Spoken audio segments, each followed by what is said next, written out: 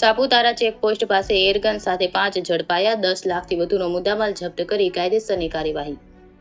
લોકસભાની ચૂંટણીને લઈને ડાંગ જિલ્લા પોલીસ વડા યશપાલ જગાણિયા અને નાયબ પોલીસ અધિક્ષક એસ.જી. પાટીલ દ્વારા સરહદીય વિસ્તારમાં આવેલ તમામ ચેકપોસ્ટ સીલ કરીને બાજ નજર રાખવામાં આવી રહી છે.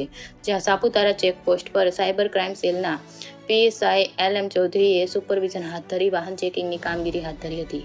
તે વખતે સાપુતારા પોલીસ ચેકપોસ્ટ પાસે પોલીસની વાહન ચેકિંગ દરમિયાન મહારાષ્ટ્ર તરફથી એક ઇનોવા ક્રેટા ગાડી આવતા પોલીસે સાઈડમાં ઊભી રાખીને તપાસ કરતા ગાડીમાંથી એરગન અને એરગનના ગોળ આકારના છરા નંગ 34 મળી આવ્યા હતા.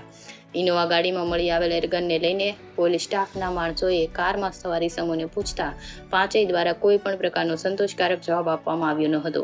જે બાદ પોલીસે કારમાં સવાર ભૂષણ બાજીરાવ શિંદે, સાગર કારભારી ધવંગે, રામદાસ રાજારામ સાયકર, ભરત નવનાથ શિંદે, રૂપેશ અશોક પવાર તેમની અટકાયત કરી હતી. તેમજ એરગન જેની કિંમત ₹49,900 તથા કાર 10 લાખની મળીને ₹10,49,900નો મુદ્દામાલ જપ્ત કરવામાં આવ્યો હતો.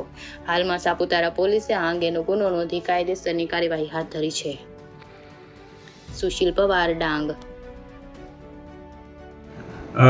સાપુતારા પોલીસ સ્ટેશન ખાતે નાકાબંધીની ચેકિંગ દરમિયાન પીએસઆઈ શ્રી એનજેડ ભોયર ખાસ કરીને અમારા પોલીસ અધિક્ષક શ્રી યશપાલ જગાણિયા સાહેબના માર્ગદર્શન હેઠળ ચેકિંગમાં હતા એમના સ્ટાફ સાથે.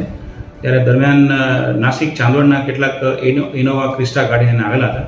એમની ગાડીને ચેક કરતા એ નાકા ઉપરથી એમની પાસેથી એક એરગન નીકળી હતી, મળી આવી હતી અને એ એરગનમાં લગભગ 24 જેટલા છરા હતા. આ છરાઓ બધા મેટલ બોલ્સ હતા બધા, એટલે કે ધાતુના છરા હતા. એ છરાને કારણે જો એરગનનો ઉપયોગ કરવામાં આવે તો ચોક્કસપણે ગંભીર ઇજા પહોંચાડી શકે એવી આ એરગન હતી.